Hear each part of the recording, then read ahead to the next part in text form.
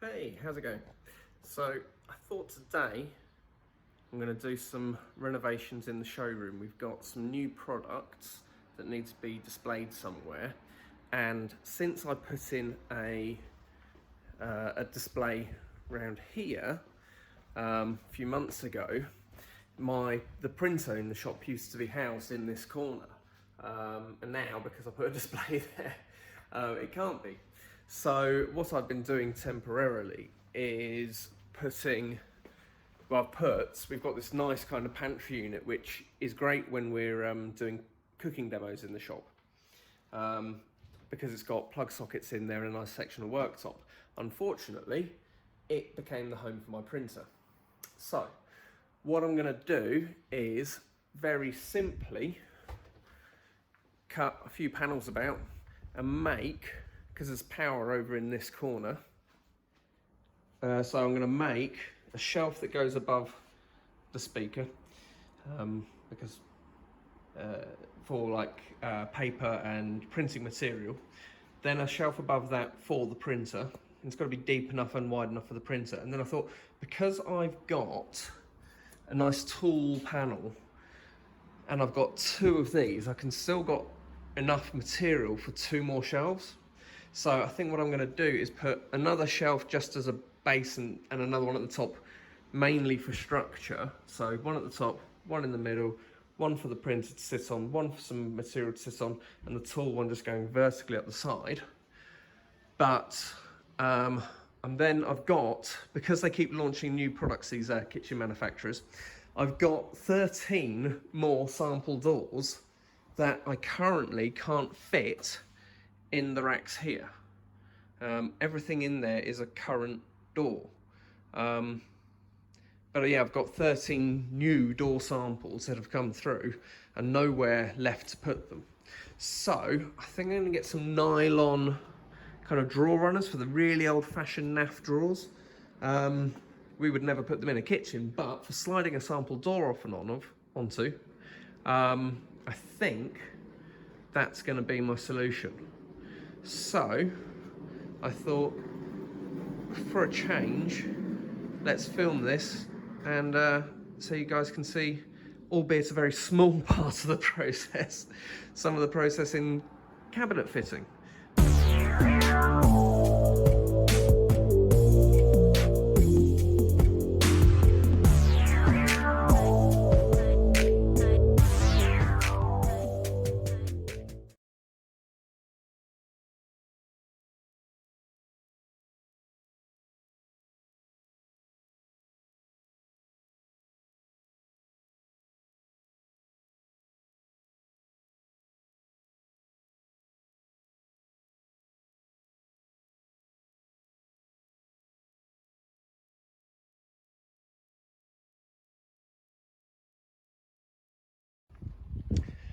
I'm just setting up a work area at the back of the shop so that I can cut without putting sawdust absolutely everywhere.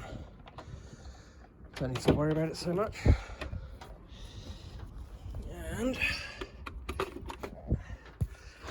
yeah, so I need to go and grab my rail and the panel. Let's put that under there briefly. First things first, I've got to measure up exactly where I'm cutting, and I've chosen to keep this as my exposed edge because there's a couple of little scuffs on the bottom corner there. This isn't really a display piece in the showroom, but it does need to look good, and there's no point. So I've got to measure up and start plotting my cuts.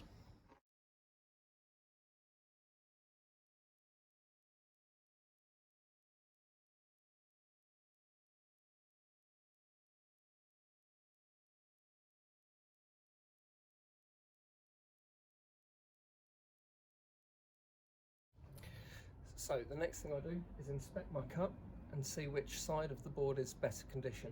The blade is likely to have chipped out some of the board, probably on the side that's facing up, because the blade's running through this way, so it hits the underside of the board as it's going forward and tends to give you a better cut. As it comes out, because of the shape of the blade with the teeth on it, it might just chip some of the melamine off of the face of this board. It's a very high density chipboard, this one, but the melamine is just glued on. It is It's just a carcass panel.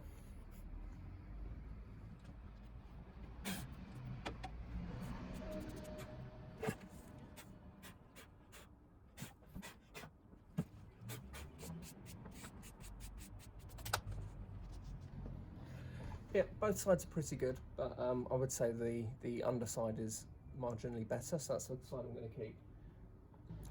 The reason why I need to know that now is because I'm going to notch the bottom for long lengths when they come in the store and in the shop before I get a chance to put them in the van, because some of these are longer than the van, and I need to make sure the weather's good enough to have them sticking out the back before I take them over to my storage unit. So I need to know which end of the board I'm cutting out this notch for these long lengths to slide in behind.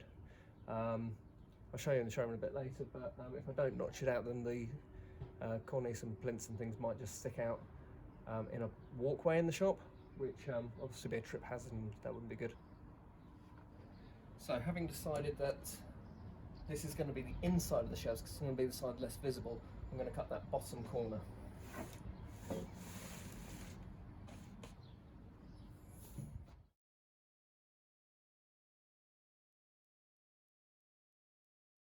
It's quite handy that I'm doing this end of the board, because this side, which is the side I'm facing out, is also going to be a better quality cut with the jigsaw, because when you look at the blade, it pulls up, and so it pulls out the side that you mark and you cut along the lines for.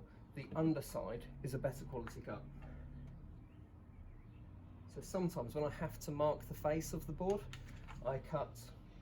Probably not the safest thing to do, not sure if I should emphasise it, but you can follow the lines, and if this is the side that you want exposed, it does give you a better quality cut. But in this case, I want the underside exposed.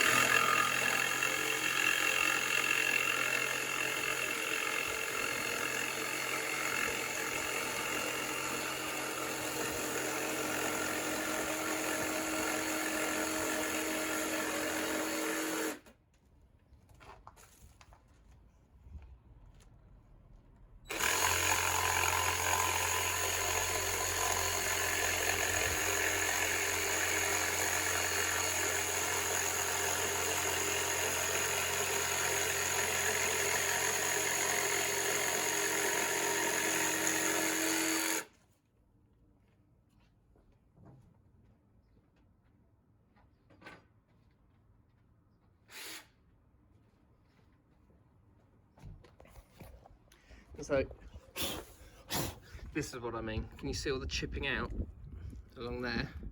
That's not ideal. It's not what you want to have on display in a showroom. But if I, this side, you see, no chipping out at all. And that's the side that's going to be easy to see in the showroom. So it looks much better. So whilst it's lying down as well, I've also now marked up where the shelf positions are going to go based on the measurements that I want to use, and where I'm going to position all the nylon runners. It's much easier to do this now whilst it's laying down on a bench, even a makeshift one, than to do it whilst it's propped up against the wall, because that is the next step. I'm checking the floor's level at the point where I'm going to mount the shelves, which is actually a little bit further out than that, but I mean, it's level. That is pretty good. I'd say that's exactly between the lines. So then I can mark up this wall. But as the weather seems to be closing in, and I really want to cut outside, I'm going to prioritise cutting these other two panels first. And then I've got some brackets in my lockup I'm going to have to get, and I need to get the nylon runners, of which I'm going to need 44 of, which I'm going to have to get from a hardware store, because they're not the type of thing that we put in our kitchens. Like I said, I'm only using them to have the doors slide in and out of the racks without scuffing up the paint. The fact that they're nylon means that they're pretty easy going, which is why they're also good. They're good sliders, which makes them, why I guess they were used for drawers back in the day, but not the drawers I've got.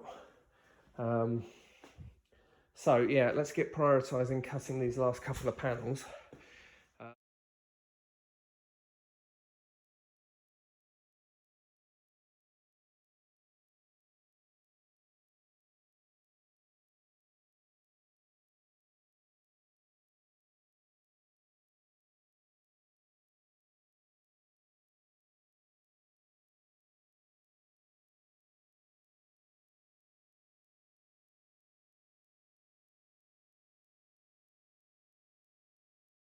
So I'm just making some battens to go up behind where the sample doors are going to slide into this arrangement, because the doors are only 400 deep, but the whole thing's going to be 550. I don't want them kind of going off onto the rails and then maybe getting back and tipping themselves into a bit that makes it extremely hard to get them back out again. So I'm making these exactly 1100 because I'm doing space for 22 sample doors, but yeah, they've got to I'm posting them 50mm apart because the doors are somewhere between 18 and 22mm thick. And so that will allow for the little nylon runners quite nicely. And just to double check that these are exactly the same length,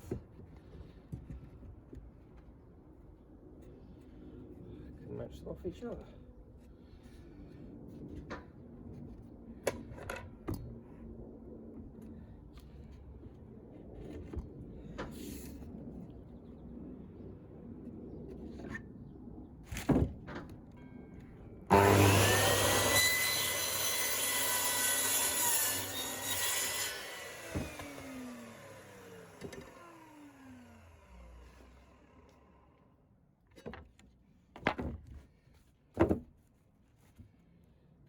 Perfect.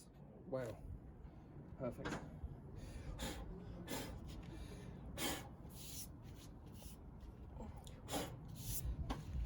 Now I know there's a little notch in this one here because I went through it, but it doesn't go through the other side, so I'm just going to screw that side up against the wall of the cabinet, one or the other. All my panels and the trim pieces that I was explaining about for the doors. There's my tall panel, which is going to stand up here.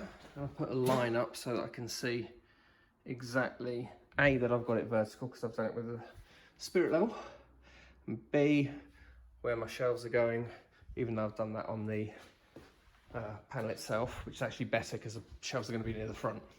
But I can now line up my brackets along that on the wall first, meaning I don't have to struggle trying to get the panel vertical. As long as I get the edge of all my brackets on that line, then I know when I put the panel up against it, it will be vertical. Because of the type of brackets they are, it will flop about a bit at the front, but because I've got the one panel, which is the same depth as the tall panel, that's going to hold it square when I attach that to the wall there.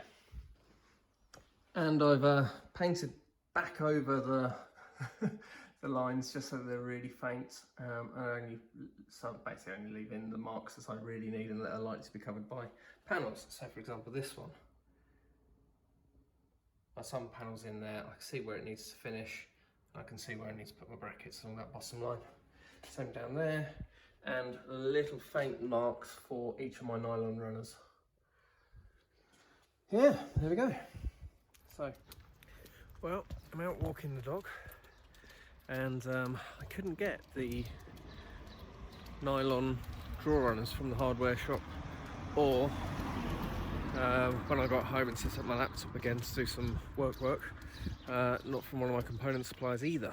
Clearly they are just a bit too old and naff to be available anymore. Hey mate, hey, where are you? Yeah, no. But you know where you can get cheap stuff quick? The internet.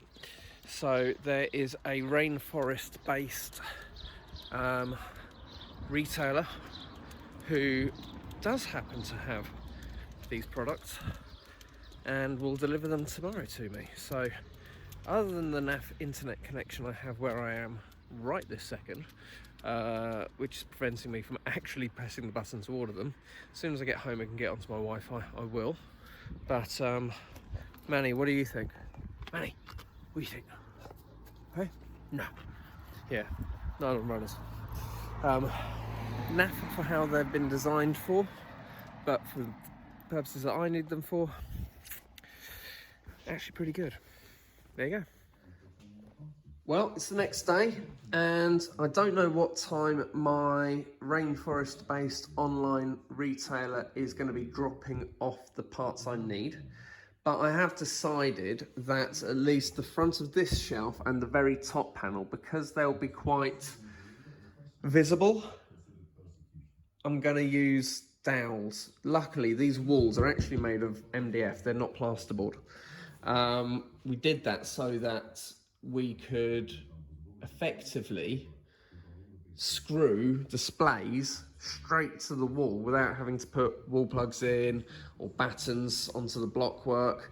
And that way we can change a display without having to go around replastering places. We can literally just use a tiny bit of polyfiller and screw, or often screw straight back into the old hole. So the wall will take a down. Here we go, let's go on for day 2. I might as well get the prep work of getting these panels drilled for a dowel now, rather than waiting for the delivery, because I might be trying to squeeze everything in for at the end of the day.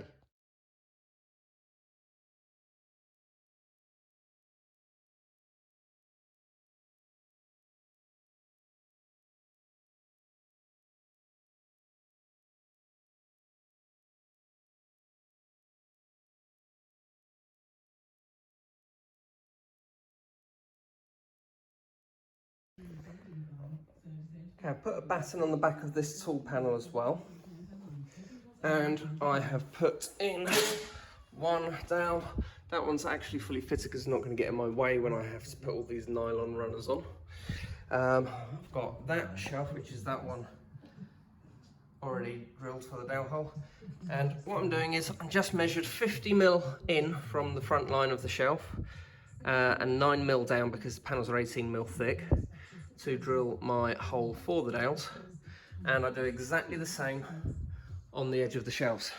So, I mean, you can pick any measurements you want, but if you'd go midway through the thickness of it, so in this case it's always going to be 9mm, the further back you go, obviously the less strength you're going to have on the front edge. So I picked 50mm so that if there was any breakthrough with my drilling, as in the front surface of the melamine slightly warping, then, which is unlikely because it is chipboard, it's going to drill, it drills very easily.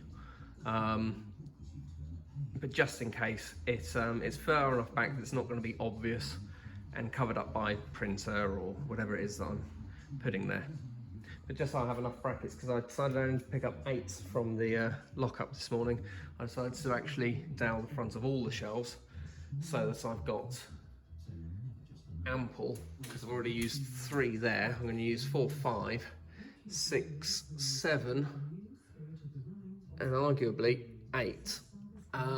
So yeah, that's all of them done. Okay, so I've got the structure up now, and well, not exactly, I've just got it quickly mocked up so I can make sure that the shelves were level. Then I'm going to take it apart and we'll go from there.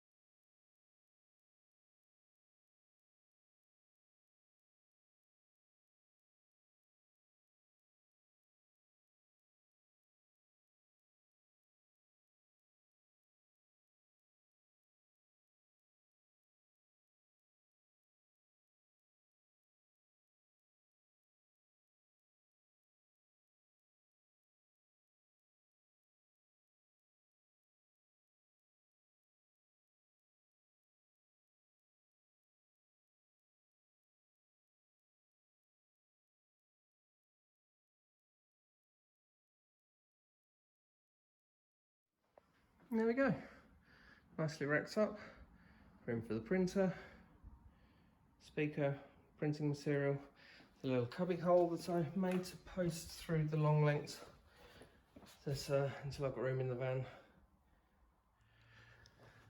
Well, I thought I'd give you a little tour of my little showroom, given that I'm quite pleased with the tidy up and tweak that I just made.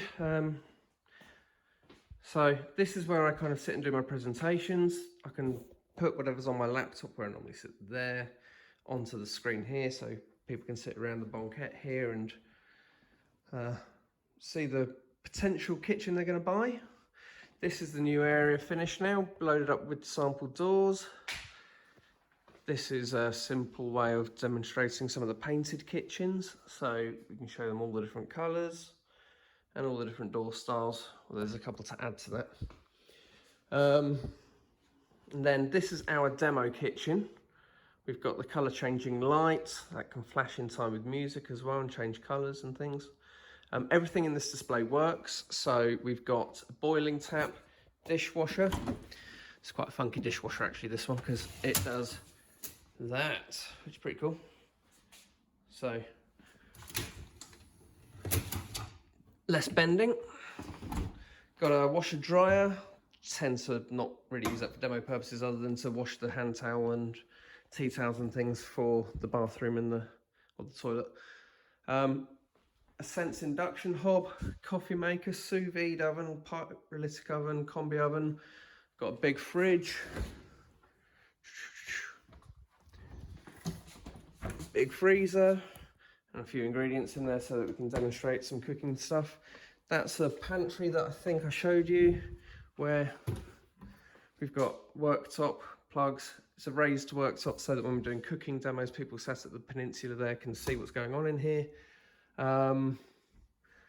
Yeah, we've got, what else have we got? We've got corner pantry units. These are pretty cool. Goes all the way up and comes out. Makes it easy to access.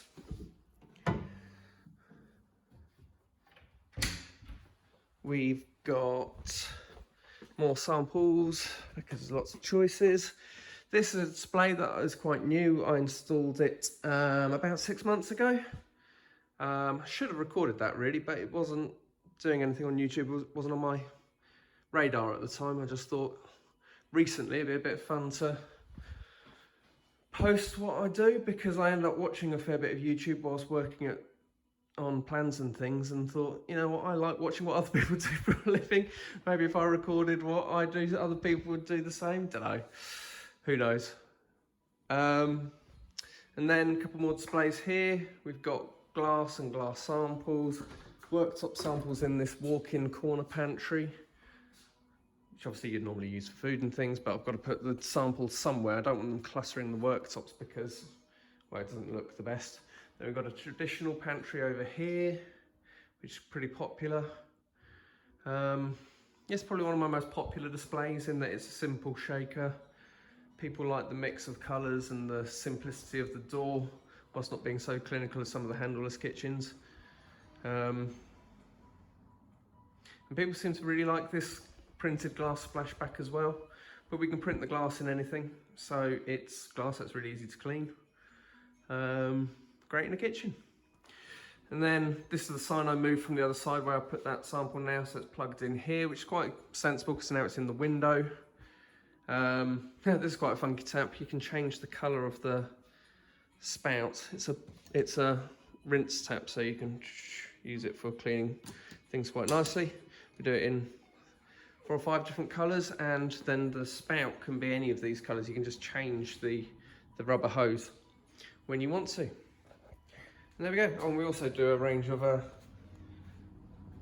stoves, as in log burners, because you know, a lot of the kitchens we do now are open plan, so it's making the space multi-purpose, as in it's a living room, it's a kitchen, it's a dining room, big open plan space for the whole family. You know, a few occasions we have to put stoves in as well, which is a nice homely way of doing things. But yeah,